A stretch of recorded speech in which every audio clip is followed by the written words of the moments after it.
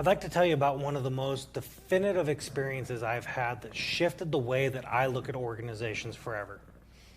A couple years back, while I was doing my work in grad school, I had the opportunity to go down to California to a monastery for a week and hang out with a bunch of Benedictine monks. Now, this was going to be difficult. Believe it or not, I talk like this all the time, nonstop. Here we go, here we go, here we go. And this monastery was silent. There was a vow of silence except for about an hour every day. And part of the invitation for the students was that we got a special room where we can go and speak, and some of the fathers will come and talk to us. Now, being a Benedictine monastery, this means that this order has been around for over 1,000 years. Think about your organization. Think about your business, your nonprofit, your community. What would it mean for it to be around 1,000 years? That's a question I ask myself because anytime something's around that long, it's either made really, really well and hasn't worn down yet, or it is willing and able to change. And I had to figure out which one this was. So went down to California. It was a fantastic flight. I enjoyed it. It was beautiful and sunny, not the wildfires that we've heard lately.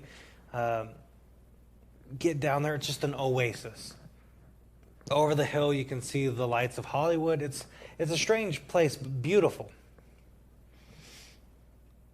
We come in, we get into our rooms, we relax. Then we go into the common room, and we have some of the monks come and talk to us. One I will never forget, and I still have the journal that I wrote in when I was there. It's one of my most prized possessions. And I was looking through it, and I found a quote from Father Francis: "Starve your ego to find yourself." That's a really big one for me. That hit really hard that day. Because this man has been in this group for 40, 50 years. And he told me in order to continue his faith, in order to continue his journey, he had to starve his ego, to put himself aside in order to find his place. This is also the father who happened to be a really big fan of ABBA before he went into the monastery, and might have loved a song and sang it to me while he was doing dishes. Take a chance on me.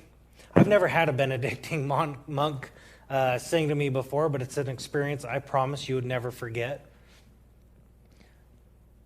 As he was doing this, smiling, being very jovial, I asked him, "How can you be happy all the time?" He said, "This is my choice to be happy. There are people here at this monastery I don't like. I don't get along with them. We struggle. But as I continue my own development and put myself aside for everyone else here, everyone else at the other monasteries around the world,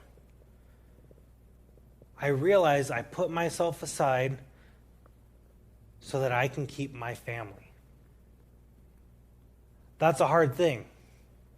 That's a hard concept for most of us because we don't deserve to be abused, and that's not what he was talking about.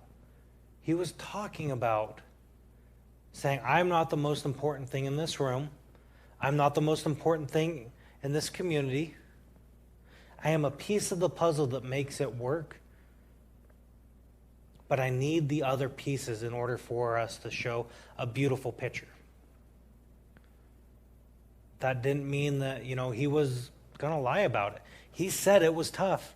He said in the past couple years they'd had multiple monks come in and leave. The order isn't as big as it used to be because it is a difficult life to live. There's 5 bells that ring every day for prayers. There's only between 2 bells that they really talk, except for they gave us special time as part of our education. False comfort wasn't what was important. Honesty with themselves and with each other. I will never forget when that monk told me, starve your ego. And I hope you won't either. Because as we starve our ego and we realize we're not the most important person in this room, in any room, that's when we're starting to find this shining star of leadership. When we can be gifted with the thought that maybe others want to follow us. Because until another person chooses to follow you, you're not a leader. And if your ego gets in the way, it's really hard to have anyone behind you.